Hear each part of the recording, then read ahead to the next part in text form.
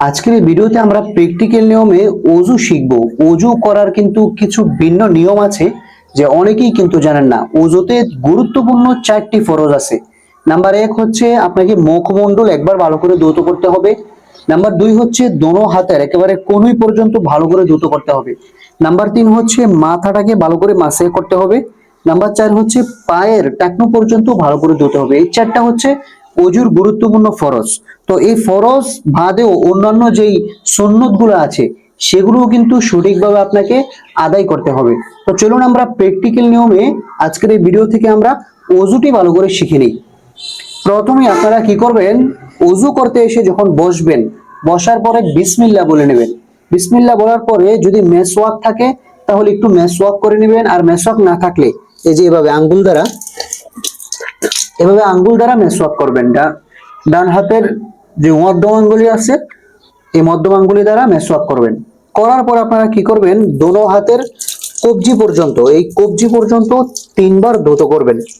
এটা হচ্ছে সুন্নত। দোনো হাতের কবজি পর্যন্ত 3বার আপনারা ধৌত করবেন। অতঃপর আপনারা কুলি করবেন 3বার। বিসমিল্লাহ।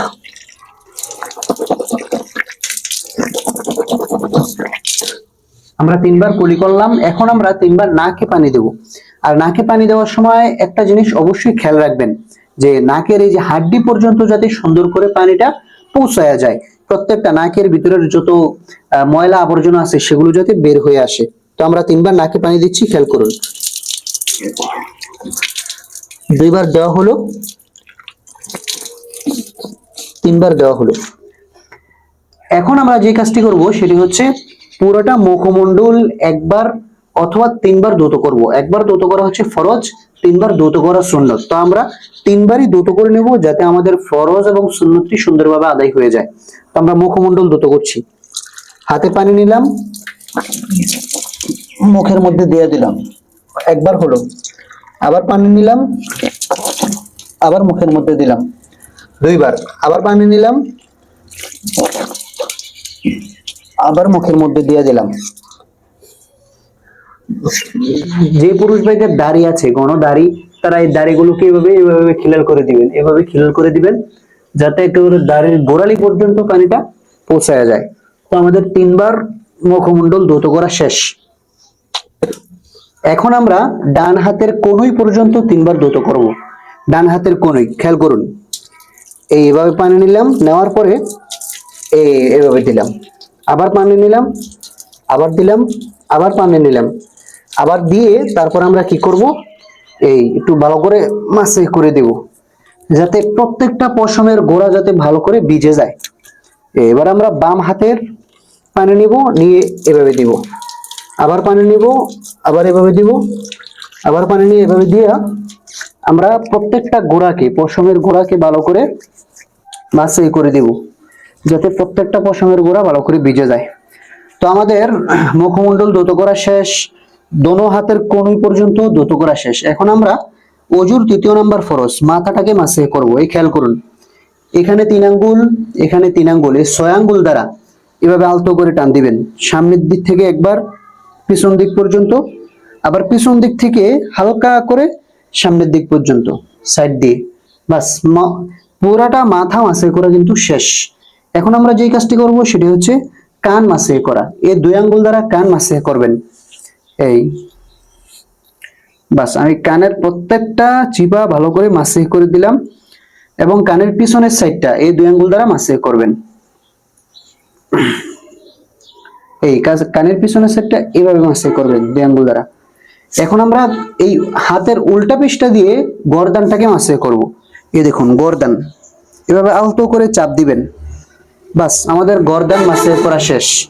এখন আমরা ডান পায়ের টাকনু পর্যন্ত, 3বার ধৌত করব। 1বার, 2বার, 3বার। এবং আমরা আঙ্গুলগুলোকে খিলাল করে দিব। এই প্রত্যেকটা আঙ্গুলের গোড়া চিপা ভালো করে খিলাল করে দিব। হ্যাঁ, আমাদের ডান পা ধৌত করা শেষ। এখন আমরা বাম পায়ের একেবারে টাকনু পর্যন্ত ভালো করে ধৌত করব। 1বার, 2বার, 3বার। হ্যাঁ, আঙ্গুলের চিপাগুলোকে আমি ভালো করে একেবারে মাসে করে দেব। এই আমাদের ওযু করা শেষ। ওযুর ফাঁকে ফাঁকে আপনারা একটা দোয়া চাইলে পড়তে পারেন, আল্লাহুম্মা গফিরলি যামবি ওয়া ওয়াসি'লি ফি দারি ওয়া বারিক লি ফি রিজকি। আবার ওযুর শুরুতে একটা দোয়া অনেকে পড়ে, বিসমিল্লাহিল আলিয়্যিল আযীম আলহামদুলিল্লাহি আলা দীনিল ইসলাম আল ইসলামু হাক্কুন ওয়াল কুফরু বাতিল আল ইসলামু নূরুন ওয়াল কুফরু যুলুমাত। যদি এটা পারেন পড়বেন, তা না হলে বিসমিল্লাহ বলে আপনি ওযু শুরু করবেন এবং ওযু শেষ করে আপনারা কালিমাতুশ শাহাদা পাঠ করবেন।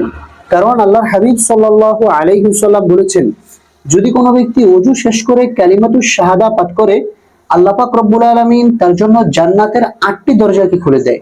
তো দর্শক, এই কারণে ওযু শেষ করে আপনারা অবশ্যই কালিমাতুশ শাহাদা পাঠ করবেন, আশহাদু আল্লা ইলাহা ইল্লাল্লাহ ওয়াহদাহু লা শারীকা লাহু ওয়া আশহাদু আন্না মুহাম্মাদান আবদুহু ওয়া রাসূলুহু আল্লাহুম্মা জাআলনি মিনাত তাওয়াবিন ওয়া জাআলনি মিনাল মুতাতাহহিরিন। এইভাবে করে আপনারা ওযু করবেন এবং ওযু শেষে কালিমা শাহাদা পাঠ করে ওযুটাকে সম্পূর্ণ করবেন। ইনশাআল্লাহ আপনার ওযুটি সহি এবং শুদ্ধ হবে। আর যদি আপনার ওযু সহি শুদ্ধ হয়, আপনার যে কোনো ইবাদত আল্লাহ তাআলার দরবারে কবুল হওয়ার জন্য বেশি গ্রহণযোগ্য হবে। তো আজকের ভিডিওটি এ পর্যন্তই। সবাই ভালো থাকবেন, সুস্থ থাকবেন। আসসালামু আলাইকুম ওয়া রাহমাতুল্লাহি ওয়া বারাকাতুহু।